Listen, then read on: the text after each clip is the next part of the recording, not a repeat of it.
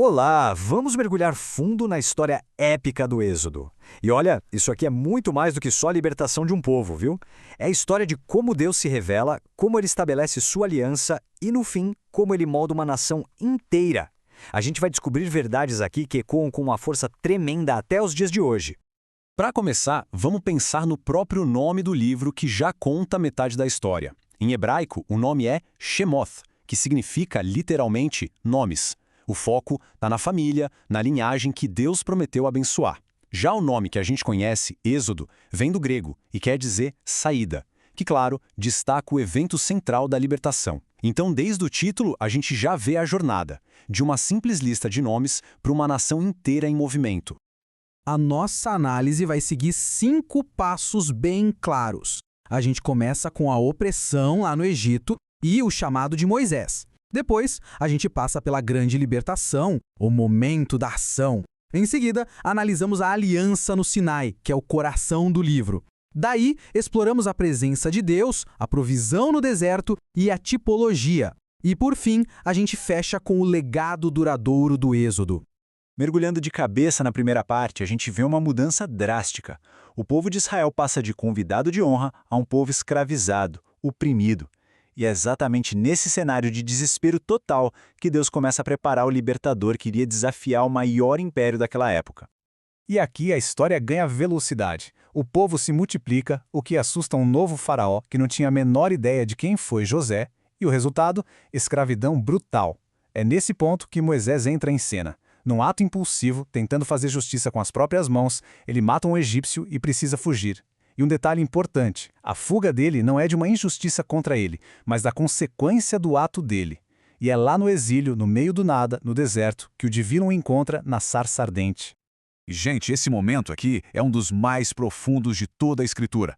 Deus não dá só uma ordem para Moisés, ele revela a sua identidade. Ao dizer eu sou o que sou, ele se apresenta como o Deus que existe por si mesmo, eterno e o mais importante, sempre presente. Para Moisés, que estava diante de uma missão que parecia impossível, essa era a única garantia de que ele realmente precisava. Antes da gente seguir na jornada, só um parêntese rápido sobre o autor. A tradição, tanto judaica quanto cristã, é bem clara. Foi Moisés quem escreveu este relato. Ele é o segundo livro do Pentateuco, fundamental para toda a lei mosaica, uma confusão que às vezes acontece atribuir a autoria a Josué, mas toda a história aponta para Moisés como o registrador desses eventos. Agora vamos para a segunda etapa, o confronto direto. Aqui, a narrativa sai da preparação e vai para a ação. É aqui que o poder soberano de Deus é demonstrado de um jeito, bem, inquestionável. 10 pragas. Pensa nisso não como desastres aleatórios, mas como 10 golpes cirúrgicos no coração do Império Egípcio. O objetivo era claro, quebrar a teimosia de Faraó e demonstrar a supremacia absoluta do Deus de Israel. O ponto crucial aqui é que as pragas não foram aleatórias. Cada uma delas foi um juízo teológico, um ataque direto ao panteão de deuses do Egito. Por exemplo, quando o Nilo virou sangue, foi uma afronta direta a Hapi, o deus do rio. Quando a escuridão tomou conta de tudo, foi a derrota de Ra, o poderoso deus Sol. YHW estava na prática, mostrando que nem o faraó, que era considerado um deus, tinha poder algum diante dele.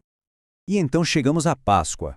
O sangue do cordeiro nos umbrais das portas era o sinal da proteção divina contra a praga final, a morte dos primogênitos.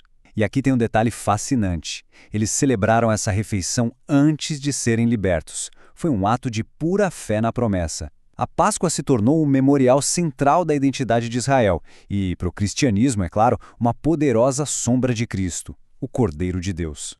A libertação é selada de forma espetacular no Mar Vermelho. O mesmo evento que significou salvação e um novo começo para Israel significou juízo final para o exército de Faraó. É a demonstração definitiva do poder de Deus para redimir o seu povo e para derrotar os seus inimigos. Agora, a gente chega no coração do livro. A libertação física foi só o começo. Ela foi o prelúdio para a formação espiritual e nacional de Israel, que acontece por meio da aliança firmada no Monte Sinai. Este versículo é a certidão de nascimento da nação. E preste atenção na ordem. Primeiro, Deus se identifica pelo que ele fez. Eu sou o Deus que te libertou. Só depois vem o mandamento. A obediência, então, não é uma condição para ser liberto, mas a resposta a essa libertação. Em outras palavras, a graça vem antes da lei. E aqui é importante a gente entender a estrutura da lei. Pensa nos 10 mandamentos como a constituição, sabe? O coração ético e espiritual da aliança. Já os outros 613 mandamentos que vêm depois são as leis que organizavam a vida diária da nação, desde a adoração até a justiça civil. Mas a fidelidade humana, como a gente sabe, se mostra tragicamente frágil. Enquanto a aliança ainda estava, por assim dizer, quente, ecoando no Monte Sinai, lá embaixo o povo já estava quebrando tudo. O episódio do bezerro de ouro é a prova dolorosa de como é fácil esquecer a libertação e voltar correndo para os ídolos, revelando uma tendência profunda do coração humano para a idolatria. Agora, vamos para a quarta parte. Aqui a gente vai ver como Deus sustenta esse povo, mesmo rebelde, e como esses eventos lá no deserto já apontavam profeticamente para a vinda de Cristo. É no deserto que o livro de Êxodo se torna uma grande prévia, um trailer do que estava por vir. O maná que caía do céu, uma figura de Jesus, o verdadeiro pão da vida. A água que brotou da rocha, um símbolo de Cristo, a nossa rocha espiritual. E até o nome, Josué, que em hebraico é Yeshua, significa o Senhor salva. É a forma hebraica do nome Jesus, Yeshua.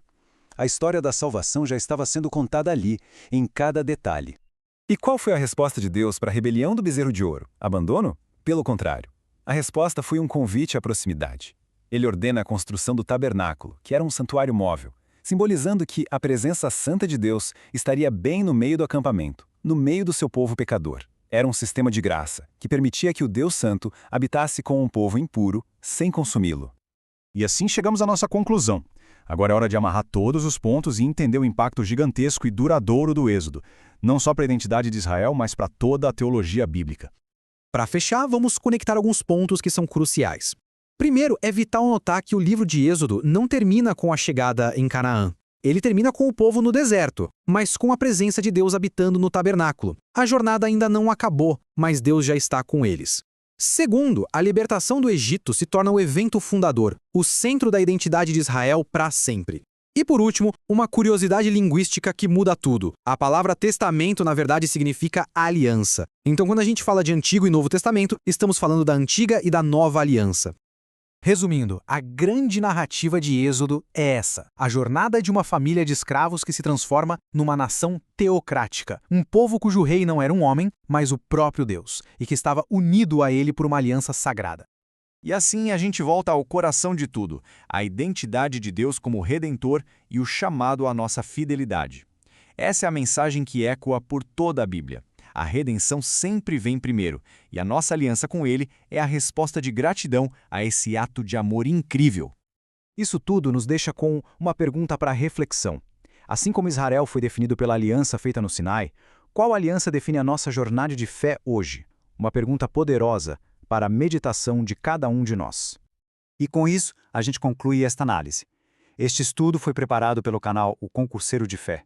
Que a compreensão deste livro tão fundamental possa fortalecer a caminhada de fé de todos.